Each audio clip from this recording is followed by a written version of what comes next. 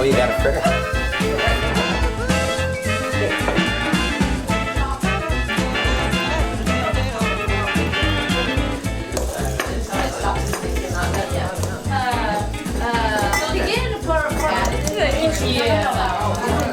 Take a drink while she does all the cooking. It's okay. It doesn't mind. There you go. You guys have it in palm of your hand.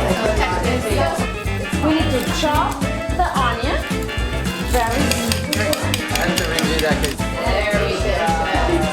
You can set a mean platter on the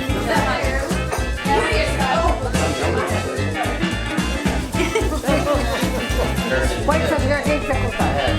That way.